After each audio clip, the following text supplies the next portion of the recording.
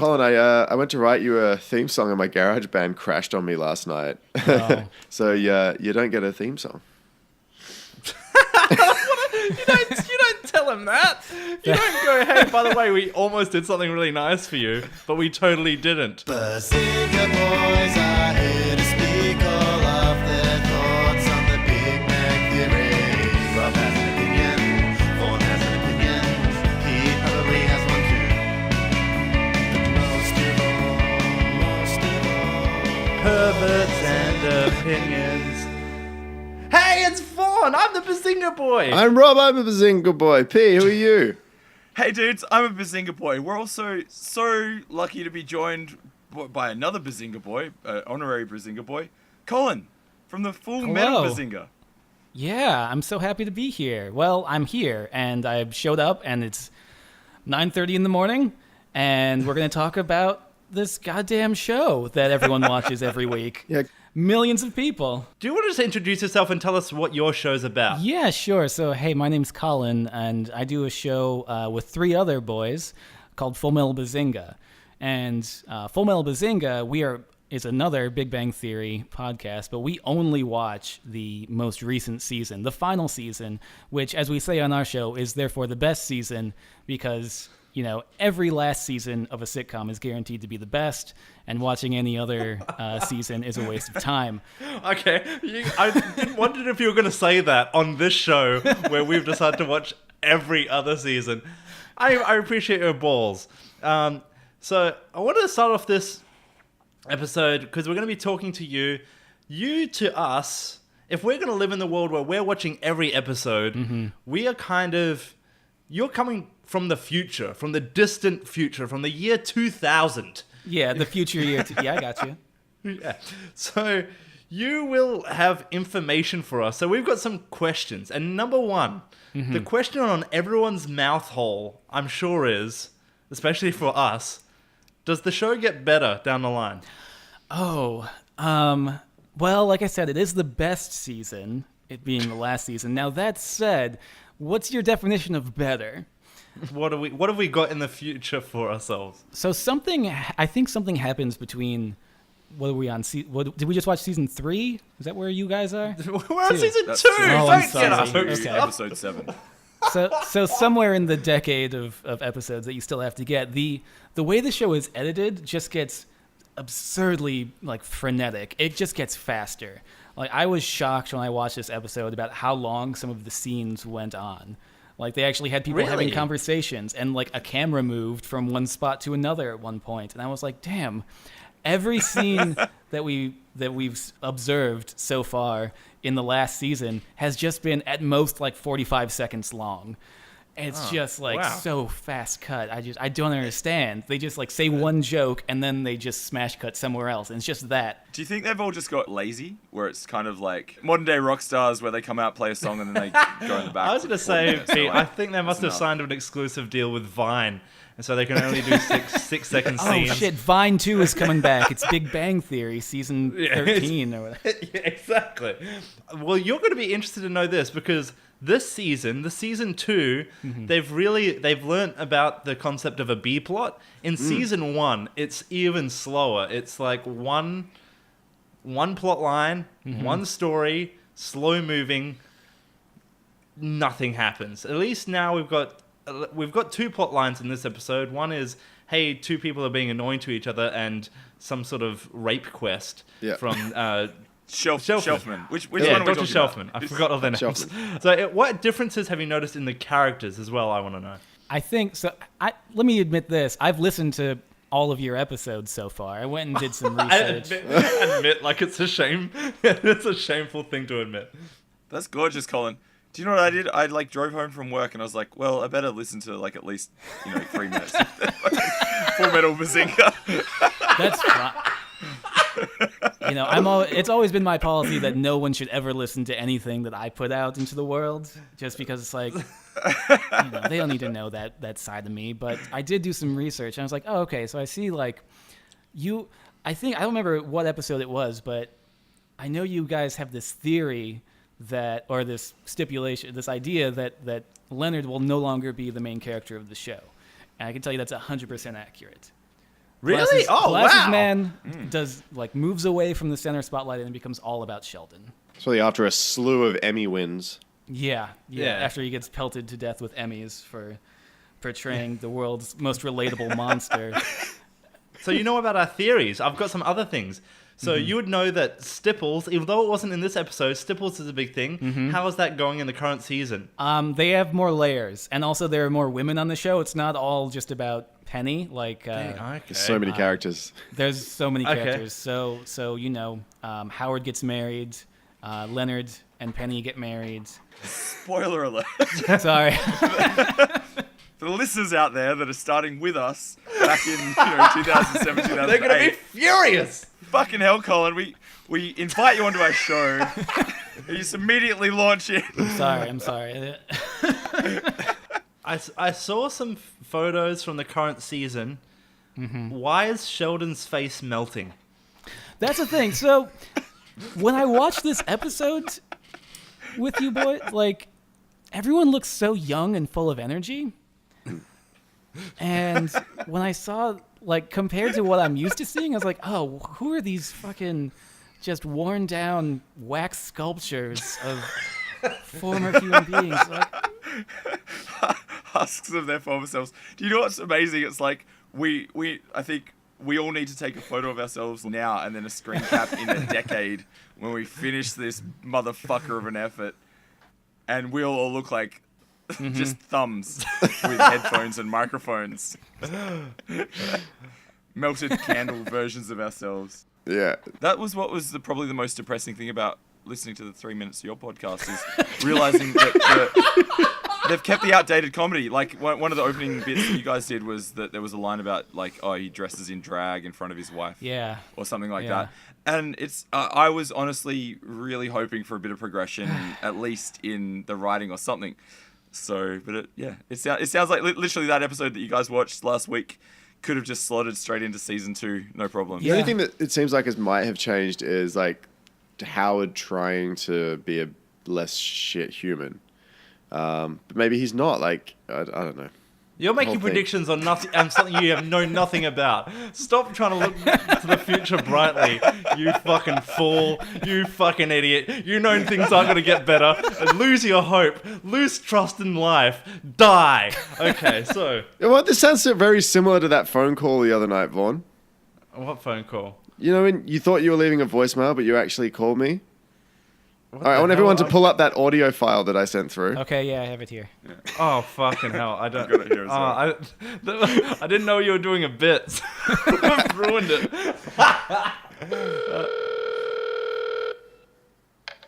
Hello, this is Rob. My name is Vaughn. Oh, fuck, it's Vaughn. Sorry I can't answer the telephone right now. Please leave a message and I'll call you back. Beep. Little boys wear nothing and crying while masturbating. That would be a great show. I'd watch that. Now, Big Bang Theory is the best. I've been Vaughn who touches kids and is in jail. Bye. Fuck you. So what were you thinking? You thought it was a no. voicemail? So you just...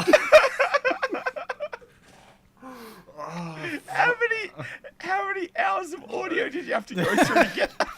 I literally just had to go through his... It was one rant. Okay, what needs to happen is we need to create a Vaughn Bazinga Boys soundboard that we can put on the website. No, that's... The amount What's- of little boy stuff that I found, and it was I tried so many different variations because there was little boys sexual fantasy cum experiment. When did I say come experiment?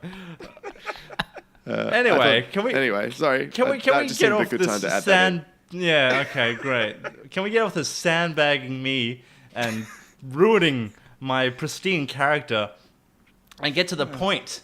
The main reason that Colin is here is because we issued a competition last week with Colin, and this is basically you know what?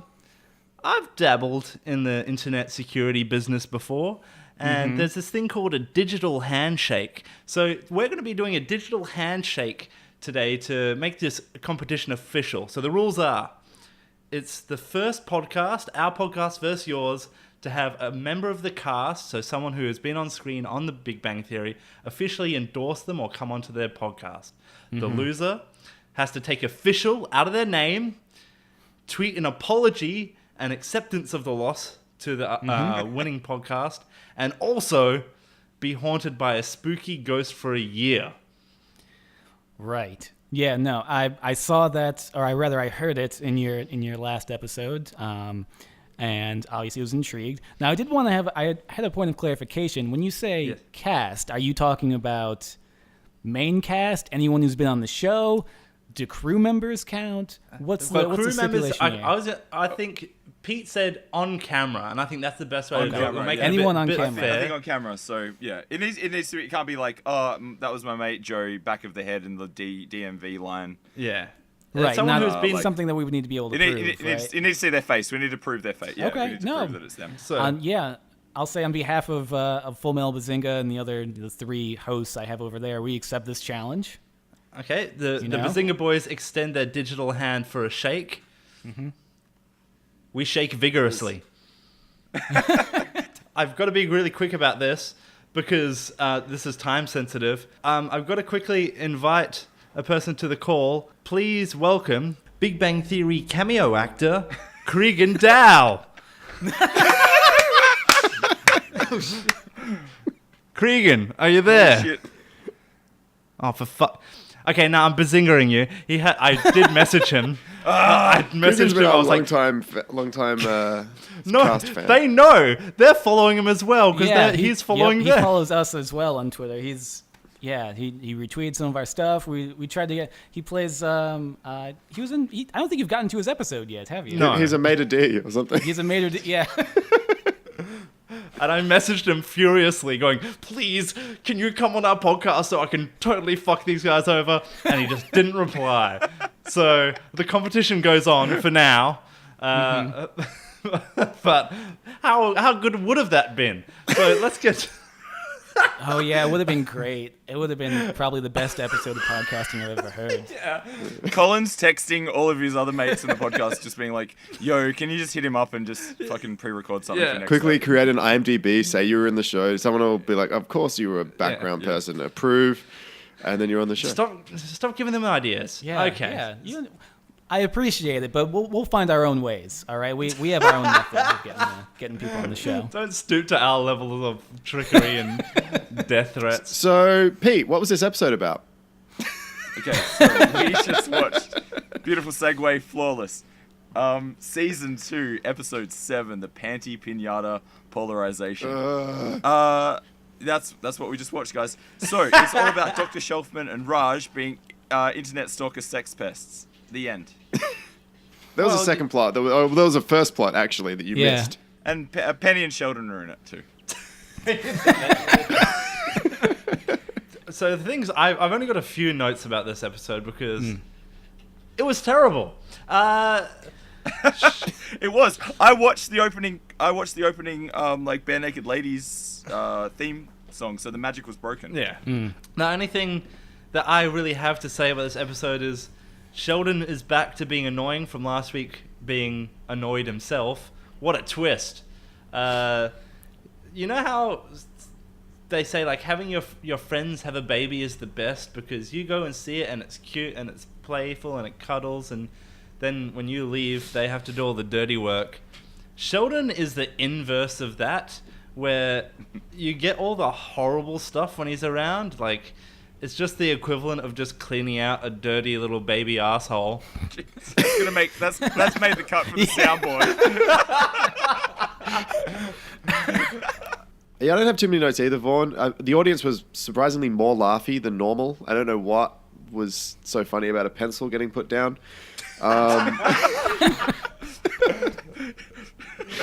Did any of you laugh? Rob, did you laugh in this episode? No. Pete? No laugh count. No laughs for me this week. Colin? No, I did not laugh. Colin, have you laughed at the current series? I think I kind of did. Oh my lord. Yeah, you did. Like, I listened to the next 3 minutes after the 3 minutes. The couple of things that I wrote down about your show, it was great that you guys named Howard Moist. So we call him Shelfman, you call him Moist. And then you also referenced the laugh count. You did the quick like whip around. Did anyone laugh? So it was good. You know, we're not that different after all. Us 4 cis white men living on the east and west coasts of Australia and America. You know, it's good. The coastal elites, yeah. I've got a question for all of you regarding this episode. Actually, can I ask you another thing from the future man?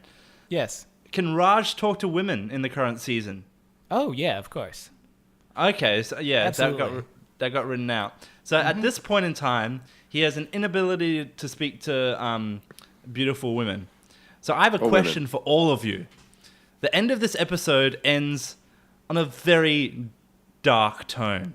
Raj and Dr. Shelfman Oh, yeah. stalk a woman's house, like full of models, using army equipment and Google Maps and star mapping.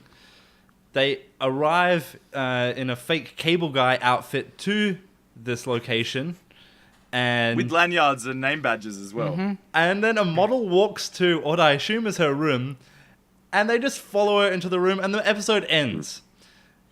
Can you come up with any of you come up with a scenario here that doesn't result in jail time? Raj cannot speak. He cannot speak to women. What is he going in there expecting to do? He's super following creepy. a woman into a room with no ability to communicate with her. What is he planning to do? Can anyone give me a situation where this is okay what they did? That starts cold open. They're just in a lineup. Yeah. Number five. No. Then Raj is out of the show for like 4 seasons. And through that, he's rehabilitated and learns how to speak to women because that's what got him Speaks into to women. trouble last time. Start of season 5, he just comes in and goes, that was rough. And I'm not talking about the food. I got a segment, guys. Oh, wait, no one answered my question. Can anyone give me a reason why they would do that, or what they were planning to do, or a reason why that wasn't the darkest, grossest ending to a Big Bang Theory episode yet? There isn't one. Like, this is similar to the game I wanted to play called What Do You Think Happened After the Credits? But it's... You had a game, I'm sorry. Well, I think we should give our guest the first bit of the episode. Do you want to introduce yourself, Colin? Well, not introduce yourself. You've already done that. Do you want to introduce your bit? Colin? Who are you again? Why is he here? Colin, if you haven't noticed, we cut a lot of like audio out of Right. this. I'm still racking my brain trying to think of a way to not make that ending just a fucking nightmare. I've got one for you, by the way, if you want it. Okay. Yeah, let's hear it. They fix their satellite, say thank you for your services, and leave, and that's it. Yeah. They chicken actually out. fix the They satellite. actually fix satellite. What a great ending. No, you can't. There is no ending to that. That is not creepy. That is not weird. That is not extremely dark. There's just no way around it. And it was weird because I followed A girl home once. And asked her if she needed help with her Wi-Fi. I followed Bill Prady on Twitter for a while, and I had to unfollow him because he just wouldn't shut up with his like political like screaming, and it was very liberal political screaming, which I was like, oh, I'm in favor of. And I'm like, wait a second, what show are you making where you're like, this is unacceptable? And I'm like, what are you making? You're making the exact same thing. As we've kind of, and if anyone who listens to Full Metal Bazinga might know, we do get into the lore of the relationship between Chuck Lorre and Bill Prady. And I do think that Bill Prady is like an unwitting accomplice to Chuck Lorre's crimes. That he's been kind of pushed into creating this TV show that, you know, is essentially giving Chuck Lorre more power and more visibility, and, you know, just kind of feeding the beast that is this, you know, Emmy-nominated producer. By the way, Chuck Lorre's never won an Emmy. He's been nominated, but he's never won. Rightfully so. Which I think is interesting. Speaking of Chuck, I thought it was Chuck Lorre, but I'm obviously wrong. Speaking of Chuck Lorre, can we introduce your segment, Colin? Yeah. We're stealing your segment from your show because we're out of ideas. So I do a segment called "Is Chuck Lorre Okay?" And this is based on the end cards that come up at pretty much every TV show that he creates. So you can see that he has like, I think almost 600 end cards now. that he's put up on his website. You can go there and read all of the end cards because they're all just political rants and poetry and weird ass stories, like things that make no sense. And based on the ending of, one, The Big Bang Theory, and two, the actual end card, we always wonder, like, what's Chuck Lorre's state of mind? What's going on here? So I think I need to pull up the end card for this episode. All right, this is Chuck Lorre Productions card 225. And it's all written in italics. I guess it's supposed to be to indicate it's poetry, possibly. Have you noticed the switch? When it's like serious rant about the political state of America, it's all Arial bold.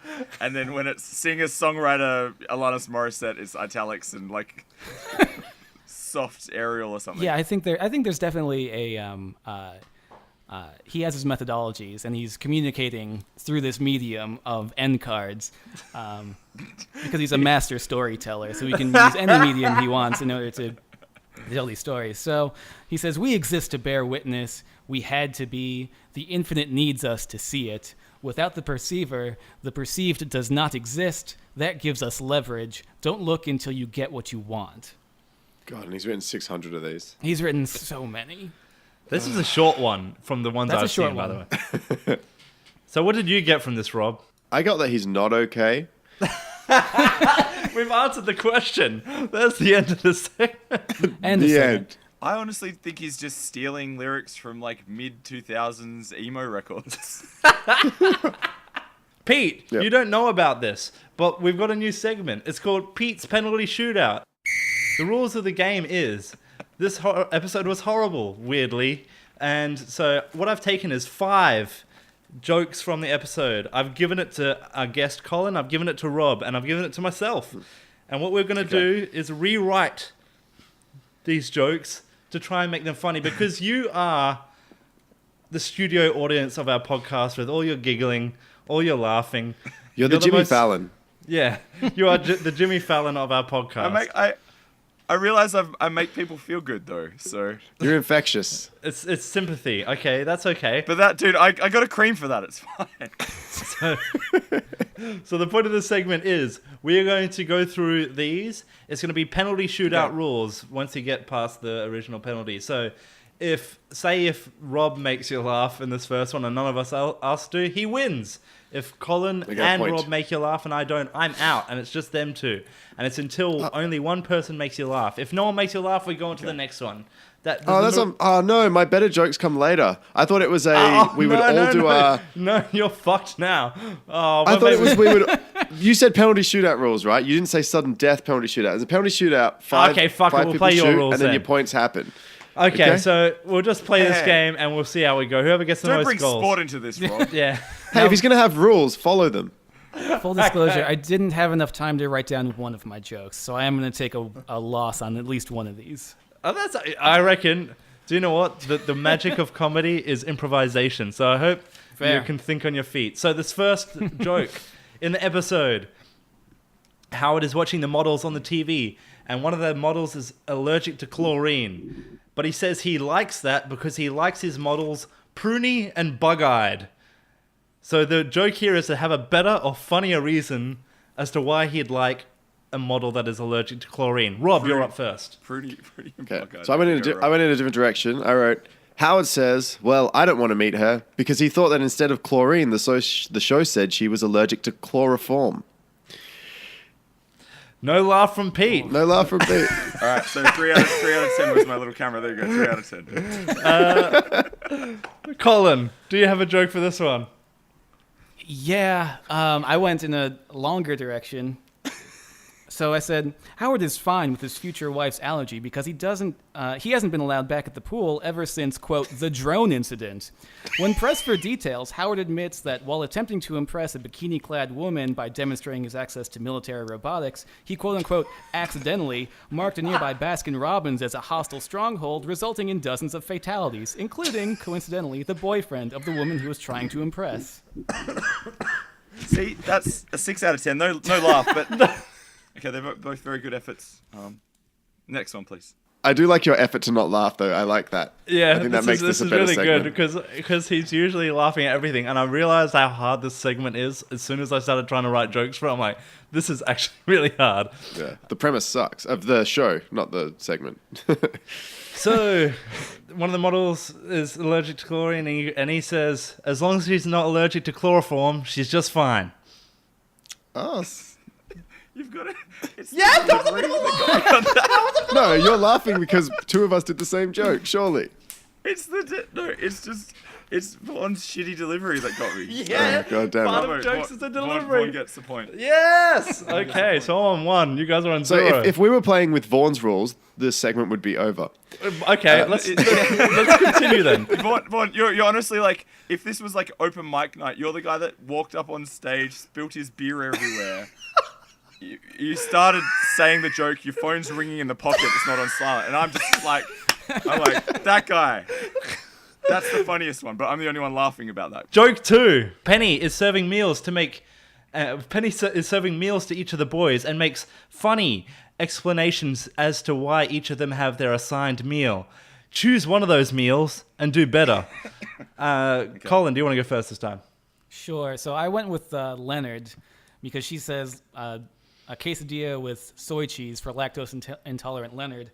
I thought we would lean into some of the kind of fundamental ethics and philosophy behind Big Bang, and she would just straight up say soy cheese for the little soy boy Leonard.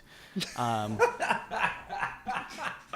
you got to chuckle. I like soy boy. Soy boy. It's a... Okay, you got to laugh at a Pete. That's good. Okay, I'm going to go next. Rob, you got the last one Yeah, this time. good work, Colin. Yeah. Colin. My favorite bit is you rhyme soy with boy. Okay. Okay, Penny is going up to the boys and is serving them their meals. She opens her mouth, but instead of words coming out, just the sounds of the Dark Souls kill screen come out of her mouth. All right. That can't count as a laugh. He's just laughing at Vaughn. I'm laughing at a previous reference. Yeah, that was the Colin, joke, I'm because not I knew sure you'd if you laugh caught at that one in the last one. I get very excited about video games, and Vaughn snuck a little sound bite and a little audio clip in. Okay, I lose out that one. Rob, you go. I passed on that one. Honestly, this was the hardest one for me, Vaughn, so I'm not expecting much from here. I like the confidence. This is Penny to Howard. Here's your non-kosher meal, you fucking cunt. That one gets it, because if that was in the show, I would have immediately like launched up and just, I think I had a fucking aneurysm because it's the most incredible writing. Okay, there we go. So we're all on equal footing now. After Sheldon, Good. so for joke 3, after Sheldon gets the washing machines taken over by Penny, he tells her, "You are playing with forces beyond your ken." Penny says to him, "Well, your Ken can kiss my Barbie. Write anything better than that." I'll go first. So he says, "You're playing with forces beyond your Ken." Penny says, "Who's Ken?" Nothing. The silence. Nothing. You don't have to shake your head. The silence tells more than words ever could. I thought there was a punchline coming, and it didn't. So I shook my head. Rob, your go. Penny says, "You don't look anything like a Ken doll. For starters, you probably have a penis." I love this segment. In the open mic night scenario that I'm in right now, I'm getting up to get a drink. I'm like, yeah, I'll be back. Okay, Colin, your go. This guy's maybe got 2 more in it. Yeah, I think this one would be more of a visual gag where Sheldon delivers that line and then Penny silently opens her mouth and shoves her fist in it all the way up to her elbow and just has unbroken eye contact with him the entire time. Colin takes a That lead one. with 2. Me and Rob on 1. 4. Oh, it'd be so good, and the audience is silent for once. Okay, 4. Sheldon retaliates to the war by throwing her clothes onto the power lines. Write something that's funnier than that as a retaliation to this war. All right, it's me up. I'm worried about the long form joke now after Colin's first attempt, but we'll see. Sheldon leaves Penny's underwear on Glasses Man's bed. Glasses Man sniffs them and ejaculates into them. Sheldon then gives them to Howard, who doesn't realize Leonard has already come on them. He then wears one pair of cummy underwear as a hat while jacking off onto Penny's bra. Sheldon then takes them back from Howard and sticks them on Penny's door, not needing any additional adhesive because of the high quantities of cum working as a natural adhesive. Okay, Rob. That. Oh shit! Well done, Rob. Oh Thank no! Fucking hell. Okay, Colin, you're I up like again. that you managed to the cum as an adhesive is kind of like a base science experiment, so it ties in beautifully. Yeah, I'm sure he was spot on. thinking that.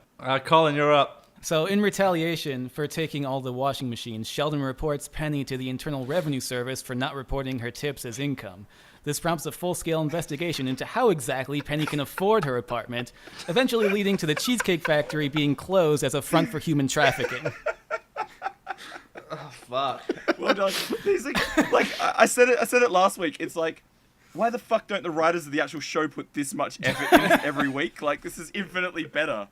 That plot Okay, A and plot Pete. B would just immediately overwrite the last 20 fucking Pete, 6 stop episodes of building everything up because you're about to get your hopes dashed with this piece of writing from me. So, in retaliation to instead of throwing her clothes into power lines, in retaliation, this is shit. Sheldon sets up traps like Home Alone, like paint cans set up outside her doors that swing down and hit her in the face. And that's it. I'd love that. Just seeing Penny, she's locked out of her apartment. She puts her hand on the doorknob and just immediately gets scolded. And then she's screaming and stumbles backwards down the stairs. Because she steps on a micro machine and some nails. Yeah. Okay, great. Pete basically I'd wrote love and that delivered too. the joke A for me. Home Alone He just episode of The Big Bang Theory would be beautiful as well. Pete just wrote that joke for me and laughed at it. So the score is 2 Rob, 2 me, and 3 Colin. If Colin gets a laugh here, you're up first. It's because it's all down to... No, you can go last. That'll be way better. Yeah. Yeah, I can go last. Okay, so Sheldon has a kryptonite to defeat him, which turns out to be calling his mother. Write a funnier resolution or kryptonite. My resolution, my kryptonite for Sheldon. Sulfuric acid. Yes! Yes, I got him! No! Oh, what? You got No. Oh, it sucks because he's already... Rob, you're up. Penny gives Sheldon the golden shower while he sleeps. Then, when he wakes up, threatens to pee all over his comic book collection. Sheldon hesitates. Penny turns towards his comic book collection, peeling back her flaps and taking aim. Sheldon reluctantly retreats before she can squeeze out another drop. She accidentally lets out a little fart. Oh, you got him with the fart! Oh my god. I was upset until you said the fart. Yeah, I was You won me annoyed. over. I was You so won me annoyed. over. Yeah. Okay, I wrote that whole cool. thing without the fart and was like, it's just not that funny. Oh, it'd be funny if she farts. Rob, it was vulgar up until the point that you started. Good. Colin, win the game, please, right Right. here, because I will be so angry if we're tied with that bullshit. Okay, Sheldon's kryptonite. Leonard presents Penny with an ornate wooden box. When she opens it, she immediately drops it in horror. Leonard explains that this is the still-living, undeveloped fetus of Sheldon's secret second sibling, which Sheldon and his sister mostly consumed while in the womb. Sheldon believes that consuming this sibling is the source of his high intelligence and cannot stand to admit that he's successful because of anything other than his own ability. Penny blackmails him with this knowledge in order to get more of his onion rings, and then in the post-credit scene, the fetus lets out a little fart. That one. Oh, stolen. I was secretly hoping. I was like, Colin, you fucked it. You've lost it. Unless the fetus lets out a little fart, and you did it. Payoff was worth it. Okay. So you know Okay. Pete's level of That's the humor. most I've felt alive all fucking week. So thank you. Also, an update. Pete had his punishment, and Pete didn't keep his picture up that he had to post of Harvey Weinstein, so I've got some options that I'm going to deliver now. I'm just going to blast through these. we'll put them as a vote on the website. You can vote which is the best thing for Pete to post on his wall. Number 1 is a picture of Louis C.K. just looking a bit cheeky. I've got the exact photo for it. He's got a little cheeky smile on his face like he's thinking about something naughty he did. Number 2 is 2 actors from Westworld spoiling the season 1 twist.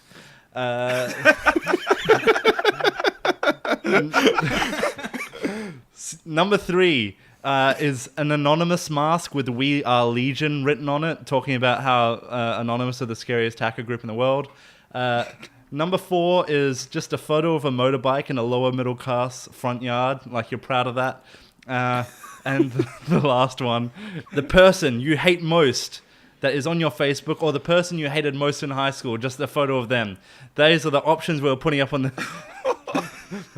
and by that response, everyone knows which one to vote for. Colin, I want to say very much thank you for coming and joining us on this 100% complete shit show. It was honored to have you on here. Honored to be part of this challenge with you. Do you have any parting words? Anything you want to plug before you go, or before all of us go? Yeah, let me just say thanks so much for having me on. It's good to have this, Bazinga Solidarity International, just kind of join together in fraternity as we, all work through this travesty that is the Big Bang Theory.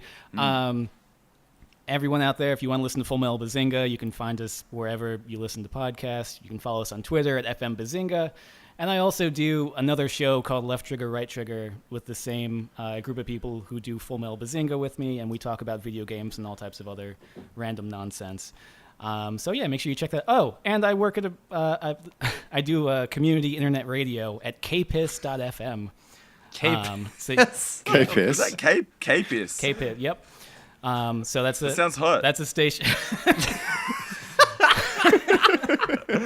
So yeah, you want to check that out. That's on 24/7. That dude, Colin, that should have just been one of your jokes. It's like Sheldon tunes into K-Piss Radio. Oh, fuck. I've been Pete. We're the Bazinga Boys. I've been Vaughn. I'm one of the Bazinga Boys. And guess what, Big Bang Theory? We've got double the members now. You're fucking dead. Are you made out of wax and rapidly melting? Well, better hurry up and go and check out Full Metal Bazinga and Left Trigger, Right Trigger, and then also bazingaboys.com. Have a vote. Make Pete punish Pete. Pete, just make him pay. Hey, Colin, so if my GarageBand hadn't crashed, the song I'd written for you, the theme song was called Colin the Time Traveling Pedophile. Oh, fucking